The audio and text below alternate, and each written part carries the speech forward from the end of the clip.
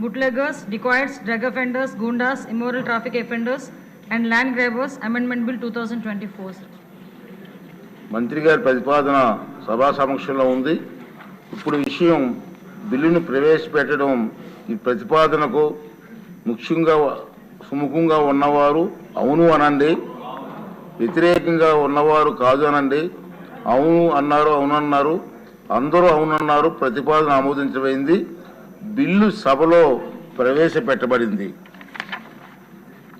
హోంశాఖ మంత్రి గారు బిల్లును పరిగణలోకి తీసుకునేందుకు అనుమతి కోరుతారు. అధ్యక్ష ఈరోజు ఒక చాలా ఇంపార్టెంట్ బిల్ ఈరోజు ఇక్కడికి మనకు సభ ముందుకు రావడం అనేది నిజంగా చాలా ఆనందంగా ఉంది అధ్యక్ష. అట్ ద సేమ్ టైం అదృష్టంగా భావించాలి. ఎందుకంటే ఇప్పుడు ఏదైతే బిల్ మనం ఈరోజు అమెండ్మెంట్కి పెట్టామో అధ్యక్ష, ఆ బిల్ ఇంచుమించుగా 1986 పీడీ యాక్ట్ ప్రకారం ఉన్న క్రైమ్స్ని దృష్టిలో పెట్టుకొని 1986 ఆ బిల్ వచ్చింది అధ్యక్ష. దాన్ని అమెండ్మెంట్ చేసే పరిస్థితి ఈరోజు ఇన్ని సంవత్సరాల తర్వాత ఇంచుమించుగా ఈరోజు ఈ అమెండ్మెంట్ చేసే పరిస్థితి వచ్చిందంటే ఒకసారి మనం కూడా ఆలోచించుకోవాలి అధ్యక్ష. ఎందుకంటే ఇది ఇప్పుడు సంబంధించి విపరీతంగా పెరిగిపోతున్న నేర ప్రవృత్తి, దాంతోపాటు ఈరోజు గత పాలకుల తాలూకా వైఫల్యం.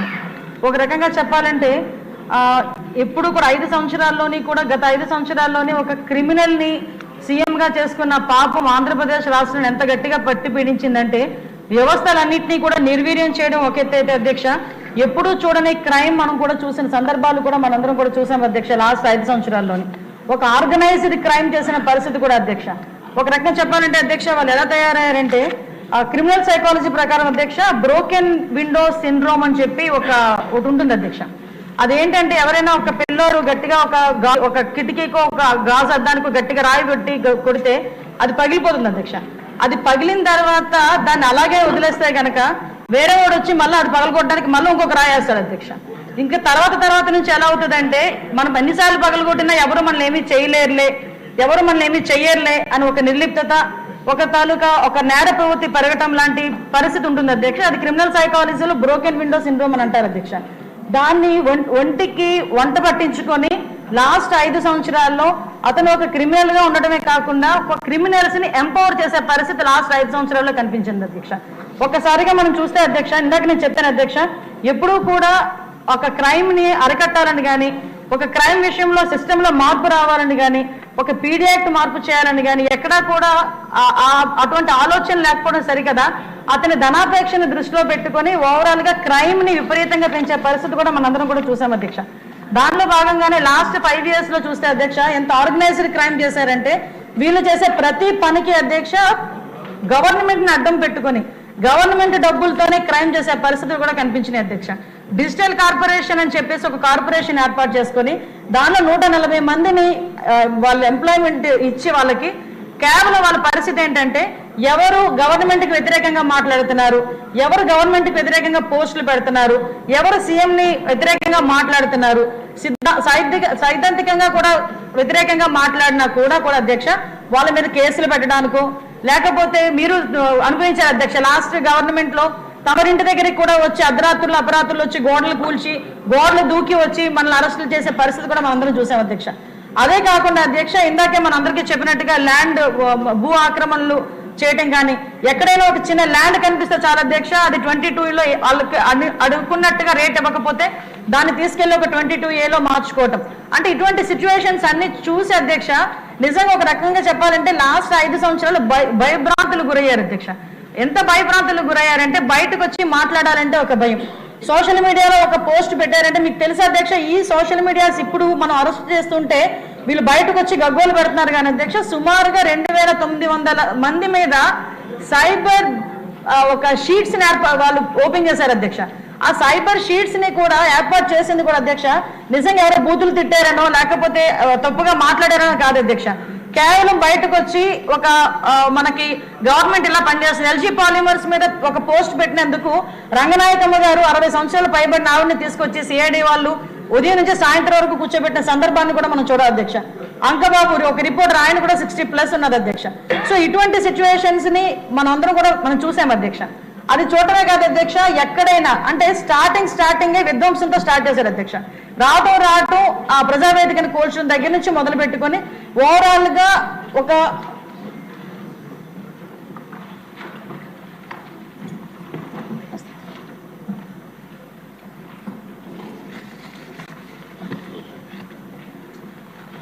ఒక విధ్వంసంతో స్టార్ట్ చేసి అధ్యక్ష ప్రజావేదికని కూల్చడం దగ్గర నుంచి మొదలు పెట్టుకొని ఎక్కడైనా ఏదైనా శుక్రవారం వచ్చిందంటే చాలా అధ్యక్ష, ఎవరింటి ముందు ప్రొక్లైనర్ ఉంటుందో తెలియదు, ఎవరింటి ముందు జేసీబీ ఉంటుందో తెలియదు అధ్యక్ష.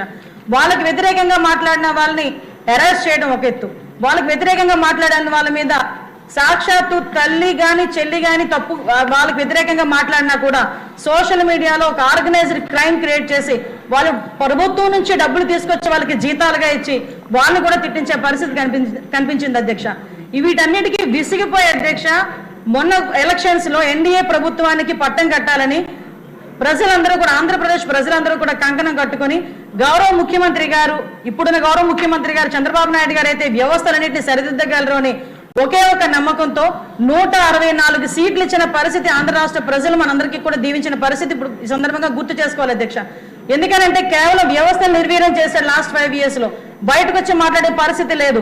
క్రైమ్ ఎంత పెరిగిపోతున్నా కూడా ఏ రోజు ఒక రివ్యూ చేసిన పరిస్థితి లేదు, కట్టడి చేసే పరిస్థితి లేదు.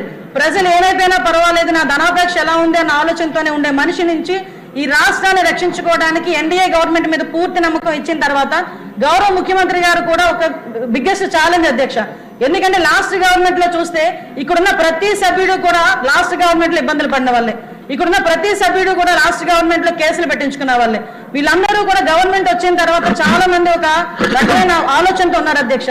ఇమీడియట్ గా అతగాడు ఇలా చేశాడు కదా, ఇంత విధ్వంసం చేశాడు కదా, మనం కూడా పగ తీర్చుకునే పరిస్థితిలోకి రావాలేమో అన్న ఆలోచన నుంచి ఒక్కసారిగా ఒక విజన్ ఉన్న నాయకుడిగా గౌరవ ముఖ్యమంత్రి గారి తాలూకా విజన్ గాని ఆయన తాలూకా కర్తవ్యం గాని ఒక్కసారి మనం ముందు ఉంచడం జరిగింది అధ్యక్ష. ఎందుకంటే చాలా మంది ఏమనుకున్నారంటే అప్పుడు గవర్నమెంట్ ఎలా జరిగింది కదా, మన గవర్నమెంట్ వచ్చేసింది, ఈ 4 నెలల కాలంలోనూ 5 నెలల కాలంలో ఇంకా ఏదో జరిగిపోవాలనే ఆలోచన నుంచి ఈ రోజు పగా ప్రతీకారమా అభివృద్ధి సంక్షేమం అంటే నేను అభివృద్ధికి సంక్షేమానికే ఓటు వేస్తాను, తర్వాతే మిగతా విషయాలని చెప్పి వ్యవస్థతో పాటు మిగతా కూడా నడుస్తుంది. ఈ రోజు 150 రోజుల్లోని సుమారుగా 150 పథకాలతో ముందుకు తీసుకెళ్లిన పరిస్థితి కూడా మనకు కనిపించాం అధ్యక్ష. అలాగని ఏ రోజు కూడా ఈ రోజు మనం కళ్ళు మూసుకొని కూర్చునే పరిస్థితి లేదు అధ్యక్ష. ఎందుకంటే ఈ రోజు మన మంచితనాన్ని చేతకానితనంగా తీసుకొని ఆ చేతకానితనం అనే వాళ్ళు అనుకొని ఈ రోజు పెట్టలేకపోయే పరిస్థితులు ఉన్నాయి అధ్యక్ష. ఎందుకు ఈ మాట చెప్తున్నానంటే అధ్యక్ష, సుమారుగా 1 నెల రోజులు కాకుండానే గవర్నమెంట్ మీద బురద చల్లేదానికి ఆ పులివెందుల ఎమ్మెల్యే బయటకు వచ్చి 36 మంది ఈ రోజు వైఎస్ఆర్సీపీ కార్యకర్తల్ని చంపేశారని ఢిల్లీలో కూర్చొని వెళ్లి ధర్నా చేసిన పరిస్థితి కూడా ఈ సందర్భంగా గుర్తు చేయాలి అధ్యక్ష. ఎందుకంటే వ్యవస్థల గత 5 సంవత్సరాల్లో వ్యవస్థలు నిర్వీర్యం చేసి గత 5 సంవత్సరాల్లో వ్యవస్థలు సంపూర్తి అంటే ఒక ఫేవరిజాన్ని కానీ ఒక క్రిమినల్ మెంటాలిటీని కానీ క్రియేట్ చేసేసి అది తిరిగి మన మీద బురద చల్లే ప్రయత్నంలో ఈ రోజు 1 నెల రోజులకే 36 మందిని చంపేశారని ఢిల్లీలో వెళ్ళి ధర్నా చేస్తే ఢిల్లీలో ఒక రిపోర్టర్ వచ్చి ఎంతమంది పేర్లు చెప్పండి అంటే అక్కడ నుంచి పారిపోయే పరిస్థితి వచ్చింది అధ్యక్ష. ఈ రోజు చూస్తే అధ్యక్ష చాలా మంది ఈ రోజు బయటకు వస్తే క్రైమ్ రేట్ పెరిగిపోయింది, క్రైమ్ బయటకు వస్తే లా అండ్ ఆర్డర్ విపరీతంగా తప్పిపోయిందని చెప్పి మాట్లాడే అధ్యక్ష ఇక్కడున్న సభ్యులు కూడా తెలియాలని చెప్తున్నాను అధ్యక్ష. నా దగ్గర మొత్తం డేటా ఉంది అధ్యక్ష. ఆ డేటాతో చూసుకుంటే అధ్యక్ష ఇంతకు ముందు కన్నా ఇప్పుడు ఈ 5 నెలల కాలంలో మన దగ్గర ఉన్న డేటా చూసుకుంటే అధ్యక్ష క్రైమ్ రేట్ తగ్గింది అధ్యక్ష. సుమారుగా మనకి 2014 నుంచి 2019 వరకు ఒక రకంగా ఉంటే 2019 నుంచి 2024 మన జూన్ నెల వరకు సినారియో చూసుకున్న అధ్యక్ష దగ్గర ఉమెన్ అట్రాసిటీస్ కానీ చైల్డ్ అట్రాసిటీస్ కానీ దగ్గర 18% తగ్గినాయి అధ్యక్ష. అంటే ఆ విషయాలన్నీ కూడా గౌరవ సభ్యులందరికీ తెలియాలనే ఉద్దేశంతో చెప్తున్నాను అధ్యక్ష. ఫర్ ఎగ్జాంపుల్ వాళ్ళు మొన్న నన్ను ఒక క్వశ్చన్ అడిగినప్పుడు కూడా చాలా క్లారిటీగా సమాధానం చెప్పాను అధ్యక్ష. 2024 వచ్చేసరికి అక్టోబర్ వరకే అనుకుంటే జూన్ నుంచి అక్టోబర్ వరకు మనం తీసుకున్న 2019 నుంచి 2024 జూన్ నుంచి అక్టోబర్ వరకు తీసుకున్న సుమారుగా 18.3% క్రైమ్ రేట్ తగ్గిన పరిస్థితి అధ్యక్ష. ఒక మే వరకు ఒకలా ఉంది, మన జూన్ నుంచి ఇంకొకలా ఉంది అధ్యక్ష. ఎందుకు ఈ మాట చెప్తున్నానంటే అధ్యక్ష క్రిమినల్స్ కి బాబు గారు అంటే ఒక భయం. ఎందుకంటే ఈ రోజు చంద్రబాబు నాయుడు గారు ముఖ్యమంత్రి కాదు అధ్యక్ష. ఇలాంటి సిచ్యువేషన్ ఎన్నింటిలో ఫేస్ చేసి వచ్చిన మనిషి, ఫ్యాక్షన్ మాక్సిమం నేలమట్టం చేసిన వ్యక్తి, మతపరమైన విధ్వంసాలు సృష్టించినప్పుడు కూడా చాలా చాకచక్యంగా ఆ రోజు కూడా వ్యవహరించిన తీరు ప్రజలందరూ కూడా మర్చిపోరు అధ్యక్ష. అటువంటి సందర్భంలో ఈ రోజు ఎందుకైతే ఆగుతున్నారనేది చేతకానితనంగా భావించి ఈ రోజు ఈ 3 నెలల 4 నెలల కాలంలో విపరీతంగా పెట్టకపోతున్న సోషల్ మీడియా ఇష్యూస్ కానీ భూ ఆక్రమణ తాలూకా ఇష్యూస్ కానీ ఇవన్నీ కూడా విపరీతంగా పెరిగిపోయే పరిస్థితి మనకు కనిపిస్తుంది అధ్యక్ష. తిరిగి మనం మాట్లాడితే వాళ్ళని వెనకేసుకొచ్చే పరిస్థితి కూడా మనం ఒకసారి అక్కడ చూస్తున్నాం అధ్యక్ష. ఇక సోషల్ మీడియా పరిస్థితికి వస్తే అధ్యక్ష, అదే అతి నీచమైన భాష. మనం నోటితో మాట్లాడలేము, చెవితో వినలేని భాషని వాళ్ళు ఫేస్బుక్స్, ఇన్స్టాగ్రాముల్లోని, వాటిలోని, ట్విట్టర్లోని కూడా రాత రూపంలో పెట్టి ఒక రకంగా చెప్పాలంటే వ్యక్తిత్వ హననం చేసే పరిస్థితి కనిపిస్తుంది అధ్యక్ష. ఏ అధికారంతో వాళ్ళు అలా పెడుతున్నారో అర్థం కాదు, ఏమి వాళ్ళకి వచ్చే ఉపయోగం కూడా ఏమిటో అర్థం కాదు. కేవలం స్వామి భక్తితో, జగన్మోహన్ రెడ్డి ప్రోత్సాహంతో ఇంతమంది మీద పోస్టులు పెట్టే పరిస్థితి, ఆఖరికి ఇళ్లలో ఆడవాళ్ళ గురించి కూడా మాట్లాడే పరిస్థితి. ఎంత నీచాతిని! ఒకడంటాడు బయటకు వచ్చి, మీ ఇళ్లలోకి వచ్చి మీ ఇంట్లో వాళ్ళని అత్యాచారం చేస్తానంటాడు, ఒకడు బయటకు వచ్చి మాట్లాడతాడు ధైర్యంగా. ఇంకొకడు వచ్చి నీ తల్లి పుట్టక గురించి, చెల్లి పుట్టక గురించి నీచంగా మాట్లాడతాడు. ఇంకొకరు వచ్చి బయటకు వచ్చి నీ పిల్లలు ఏం చేస్తున్నారో మాకు తెలుసు అని బెదిరిస్తారు. ఈ రకంగా ఒక రకంగా చెప్పాలంటే వ్యక్తిత్వం హననం. పోనీ బయట సోషల్ మీడియా వాళ్ళు ఆ రకంగా చదువు సంధ్య లేని వాళ్ళు ఏదో పేటీఎం బ్యాచ్ అలా మాట్లాడారు అనుకుంటే, లాస్ట్ గవర్నమెంట్ లో చూసాం అధ్యక్ష, ఇదే నిండు సభలో సాక్షాత్తు ప్రజాప్రతినిధులే, వైఎస్ఆర్సీపీ ప్రజాప్రతినిధులే బూతులు మాట్లాడడం, అవమానించడం కూడా మనందరం కూడా చూసాం అధ్యక్ష. అటువంటి పరిస్థితులు మళ్ళీ ఈ రోజు మనం చాలా చట్టాలనేవి చాలా పకడ్బందీగా ఉండాలి. చట్టాలు ఎంత పకడ్బందీగా ఉండాలంటే నేరం చేయాలి అనుకున్న వాడికి కూడా భయం పుట్టేటట్టు సిస్టమ్ ని మనందరం కూడా స్ట్రెంథెన్ చేయాలి అని ఒకే ఒక ఉద్దేశంతో ఈ రోజు ఈ పీడీ యాక్ట్ ని కూడా ఈరోజు సవరణ చేయడానికి ఈ రోజు మనందరి ముందుకు వచ్చింది అధ్యక్ష. ఈ రోజు అధ్యక్ష మనందరం కూడా చూస్తున్నాం అధ్యక్ష. ఆఖరికి అధ్యక్ష ఈ ఒక్క విషయం చెప్పాలి అధ్యక్ష, ఎందుకంటే ఒక నేర ప్రవృత్తి గల వ్యక్తి మాట్లాడేటప్పుడు కానీ ఈరోజు ప్రతిపక్షంలో ఉన్నా కూడా బయట కూర్చొని, అసెంబ్లీకి రాడు సరే పక్కన పెడితే, బయట కూర్చొని కూడా మాట్లాడే పరిస్థితి. వీళ్ళకి ఏంటంటే అధ్యక్ష, అవినాష్ రెడ్డి వీళ్ళు అందరూ కూడా వివేకానంద రెడ్డి గారు చనిపోయిన తర్వాత గుండెపోత డ్రామా అందరికీ ప్రజలందరికీ తెలిసింది అధ్యక్ష. వీళ్ళు ఎప్పటికెప్పుడు దీన్ని అప్లికబుల్ చేస్తున్నారు అధ్యక్ష. ఎందుకంటే వర రవీంద్రారెడ్డి అనే వ్యక్తిని అతను సోషల్ మీడియాకి మోస్ట్ వాంటెడ్ క్రిమినల్ అంటాడు అధ్యక్ష. అతని గారిని అరెస్ట్ చేస్తే నిన్న జగన్మోహన్ రెడ్డి బయటకు వచ్చి వాళ్ళ గురించి మాట్లాడే పరిస్థితి కనిపిస్తా ఉంటేనే వాళ్ళు ఏ రకంగా వాళ్ళు ప్రోత్సహిస్తున్నారు అనే సంగతి తెలుస్తుంది అధ్యక్ష.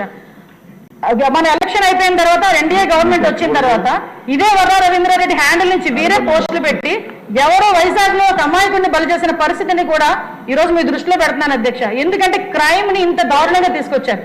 ఇకపోతే సైబర్ క్రైమ్స్ విషయం గురించి వస్తే, మన అకౌంట్ లో డబ్బులు ఉంటే రేపు ఉదయం ఉండవు కూడా తెలియని పరిస్థితుల్లోని సైబర్ క్రైమ్ కూడా అంత ఎక్కువగా ఉండడం వల్ల రీసెంట్ గానే గౌరవ ముఖ్యమంత్రి గారు సైబర్ క్రైమ్ విషయంలో కూడా ఇంతకు ముందు ఒక 3 పోలీస్ స్టేషన్స్ ఉంటే ఈ రోజు ప్రతి జిల్లాకి కూడా ఒక సైబర్ క్రైమ్ పోలీస్ స్టేషన్ ని ఏర్పాటు చేయాలని చెప్పి ప్రతిపాదన చేయడం కూడా జరిగింది అధ్యక్ష. ఒకటి అధ్యక్ష, ఈ రోజు ఎటువంటి ఈ వ్యవస్థ నిర్ణయం చేసే పరిస్థితి, ఇట్టి పరిస్థితులు రాకూడదు, ప్రజలందరూ కూడా శాంతి భద్రతలతోని చక్కగా ఉండాలని ఒకే ఒక ఉద్దేశంతో, ముఖ్యంగా అన్నిటికీ దేశమైన గాంజాయిని అరికట్టే విషయంలోని కూడా అధ్యక్ష గౌరవ ముఖ్యమంత్రి గారు తీసుకున్న అనేకమైన నిర్ణయాలు, సబ్ కమిటీని ఏర్పాటు చేయడం, అదేవిధంగా నార్కోటిక్ టాస్క్ ఫోర్స్ ని ఏర్పాటు చేయడం, దాని కేబినెట్ అప్రూవల్ కూడా అయింది అధ్యక్ష. రేపో మాకు జీవో కూడా వచ్చి దానికి సెపరేట్ వింగ్ కూడా ఉంటుంది. ఇందాక కూడా ప్రశ్నోత్తరాల సమయంలో సభ ముందు కూడా పెట్టడం జరిగింది అధ్యక్ష. ఈ రకంగా అధ్యక్ష ఈ రోజు అనేకమైన చట్టాల్లోని, ముఖ్యంగా సోషల్ మీడియా చట్టాలే కాదు, సైబర్ క్రైమ్